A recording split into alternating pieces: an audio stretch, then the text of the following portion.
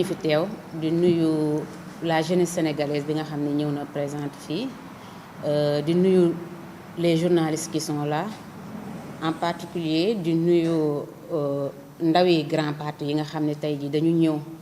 seet si la jeunesse de PASTEF ñu leen di dalal jàmm di leen jaajëfal ci seen ñoom di wax ni tey rek JPS national tey bureau exécutif national dafay dalal ndawi grand parti ñoom tey dañu sàkku woon ñëw tey seet si JPS national compatir ak ñun suñu ndaw yi nga xamante ne ay détenus politiques lañ ñu téye leen ci kaso bi tey loolu moo waraloon jotaay bi tey dinaa bàyyi le coordonnateur Ibrahima Thiam ak le coordonnateur Mor Thiaw ñu gën a dugg ci détails yi di leen jaajëfal. Merci.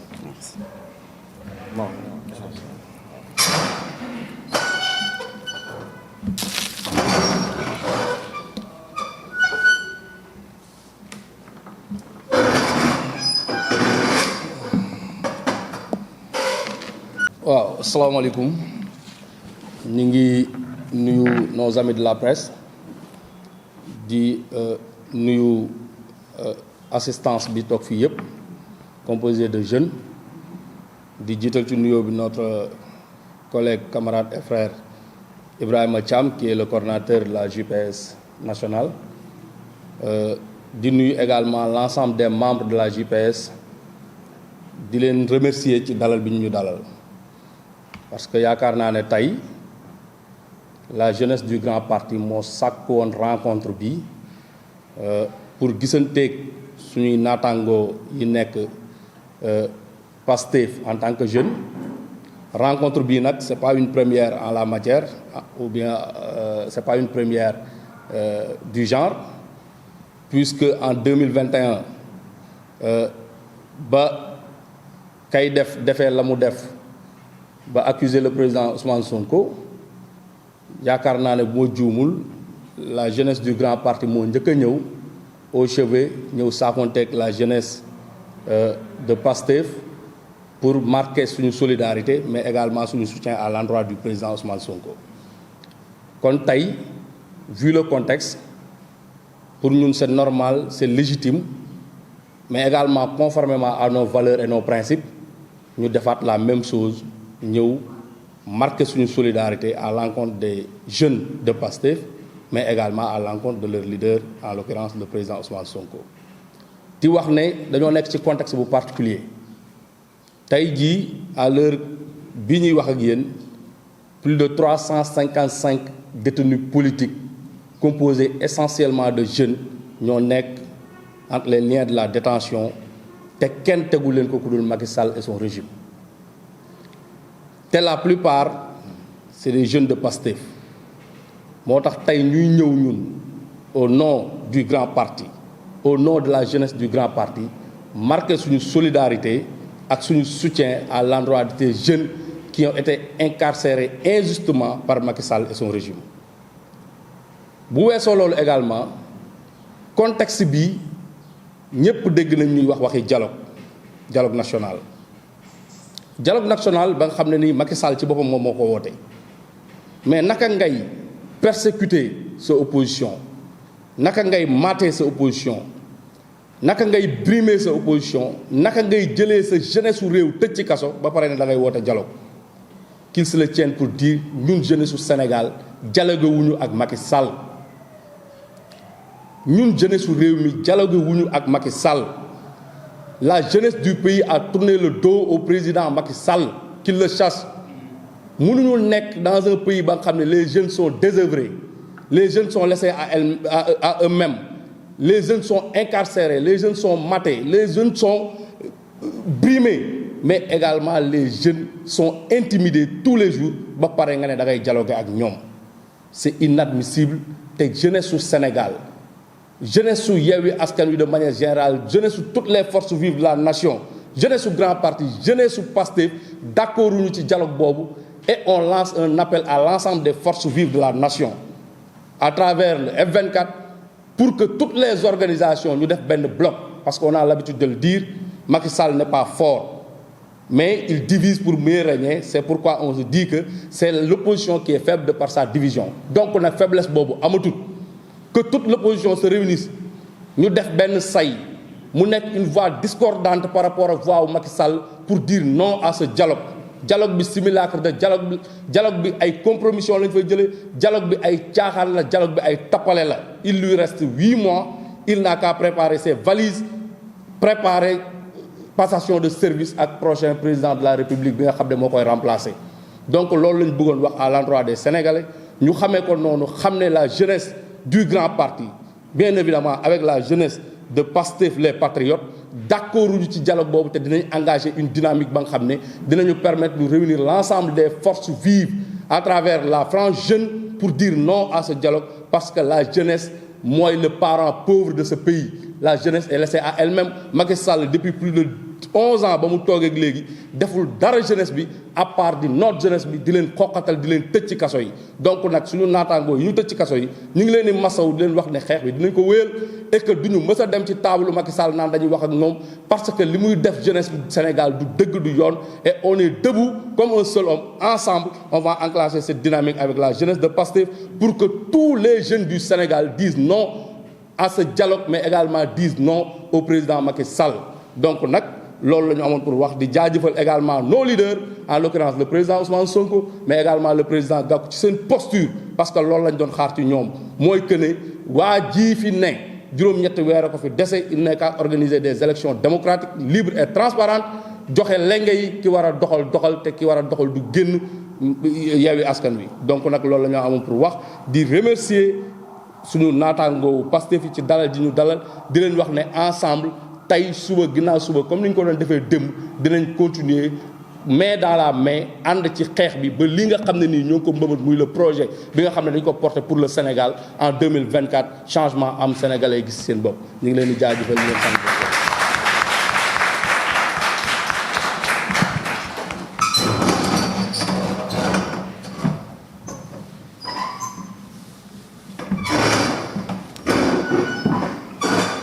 salaamaaleykum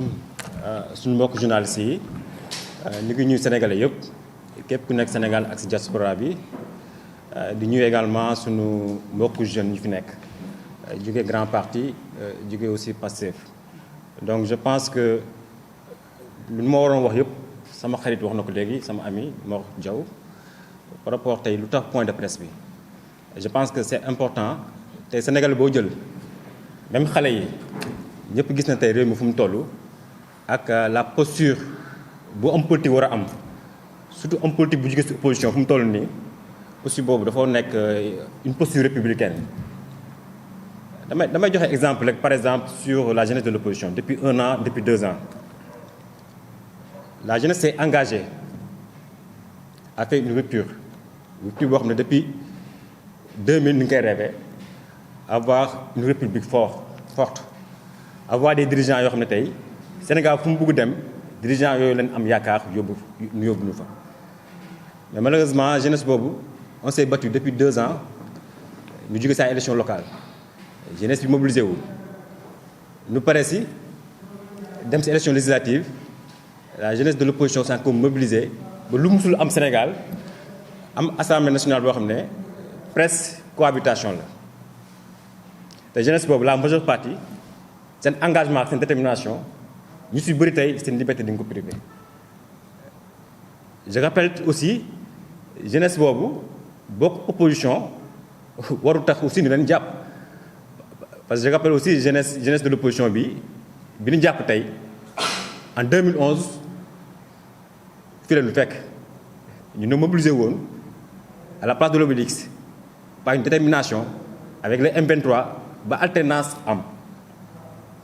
jeunesse bi ñu jàpp ñu noo faloon Macky Sall en 2012 ñu sëpp te malheureusement seen engagement pour am une nouvelle alternance privé na leen tey seen liberté ba suñu bëri parfois mu dégg na wax 400 350 mais kenn xamul lim bi ñaata la parfois sooy dem sa di leen seeti nii si nga yëg ay jeunes yoo xam ne sa yoon nekkoon ci politique jàpp na leen tey parce que dafa neex pouvoir bi di lancer un appel rek à nos dirigeants surtout aux dirigeants de l'opposition aux leaders du ñëpp nag moo jox wax na ko léegi il a parlé du président Malick Gakou il a parlé aussi du président Ousmane Sonko par rapport à leur posture ils ont été constants ci question yu bëri ba tey jeunesse boobu tey am yaakaar ci ñoom xeex ba nu jàpp leen te tëj leen prison te leader yi nekk ci opposition tey commencé soppi jikko di joxe ay justificatif naan dañu dem dialoguer parce que ay hommes d'État leen soi-disant parce que aussi à un certain moment il faut nga dem toog dialoguer ñun d'accord nañ pour dialoguer en tout cas Pastef bu fekkee c'est objectif su ma jëlee exemple période Covid bi en 2020 ñëpp gis nañ tey lu mësuloon am lu kenn yaakaaru woon ñu jógee élection 2019 quelques mois après crise sanitaire am président Ousmane Sonko dem parce que c'était de manière très objective Sénégal moo soxla woon donc ñun on ne ferme jamais la porte à des contestations yoo xam ne c'est pour l'intérêt du pays gis nañ fi ay dialogue ay autant après par rapport aux élections de 2019 la question du parrainage ak yeneen référendum en 2016 on a fait des dialogues yoo xam ne peut-être dialogue politique bi moo dominé sur les questions essentielles te suñu toogee ba 2023 à 8 mois à 10 mois des élections présidentielles ñu wataat même dialogue par rapport à des contextes un peu compliqués même parce que tey je rappelle que Sénégalais dana am yaakaar ci les hommes de l'opposition en particulier les leaders wax naa sànq ci élection législative bi résultat yi mu wane war na nekk paramètre boo xam ne tey c'est un signal fort par rapport au président de la République mais malheureusement ñu gis ay leaders génn di théoriser dana war dem toog ci dialogue que je considère personnellement c'est une trahison te bépp leader bu jógee ci opposition naan day dem dialogue ak président Macky Sall il a trahi la jeunesse sénégalaise de l'opposition parce que tey suñu toogee ci posture bi nekk à ce niveau Sénégal yëpp au-delà même de la jeunesse ñëpp yaakaar ne tey Sénégal en 2024 dina am beneen alternative boo xam ne dina sauver Sénégal ba faw donc loolu laa bëggoon joxe comme alerte par rapport aux leaders de l'opposition ñu naan leen dem toog dialoguer ci question yoo xam ne ku nekk mi ngi xool sa question c'est intérêt personnel et je pense que waru woon toll foofu tey jeunesse bi nekk bi prison dem gis nañ ci réseaux sociaux yi xaw ma na dëgg la c'est confirmé à partir de lundi ils vont faire de la grève de la faim et c'est normal parce que ils se sentent trahis si des jeunes se mobilisent jeunes yoo xam ne tey ku leen gis seen engagement seen détermination ñu ci bëri ay cadre leen fu nekk di liggéey te jàpp na leen par force tëj leen parce que dafa neex gouvernement bi fi nekk donc loolu encore une fois je lance un message aux leaders de l'opposition yi commencé gis di def ay actes yoo xam ne ñu ngi commencé trahir la jeunesse de l'opposition di remercier aussi les jeunes parce que du ñëpp yu am idée tey am le même discours tey waa grand parti ñoo fi toog que je salue parce que c'est pas la première fois ñu ñëw seet si waa jeunesse patriotique événement massif fi la ñu fekkoon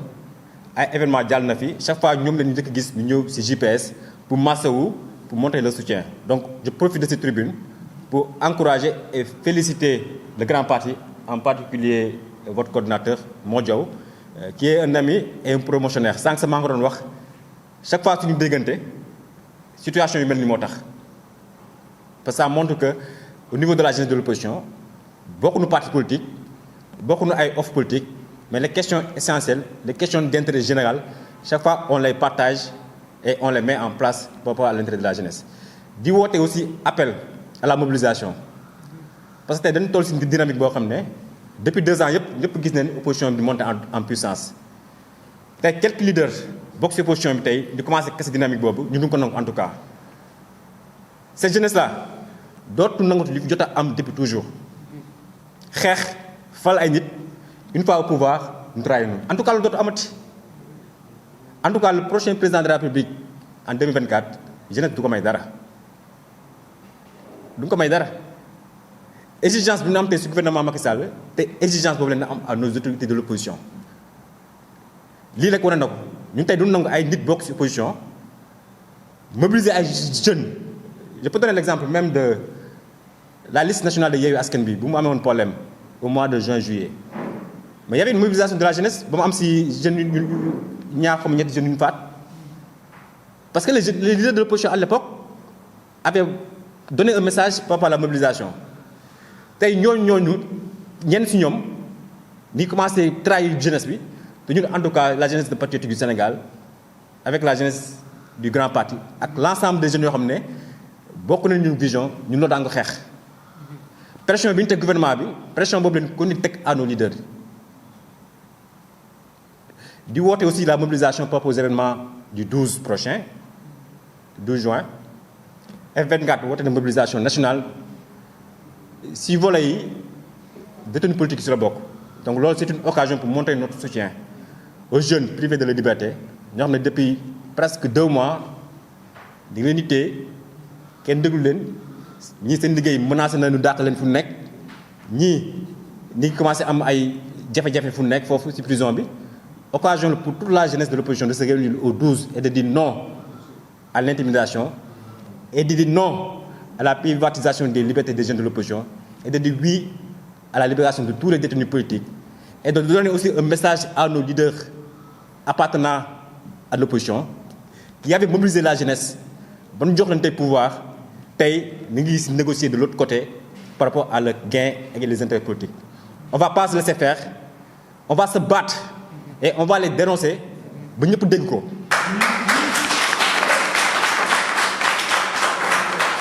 donc di jox rendez-vous rek aux autres jeunes tey yoo xam ne nekkuñu fi tey am na ay jeunes purs jeunes PRP yaa ngi fi yeneen jeunes PEM ni ngi fi bokk ci Yewwi Askan bi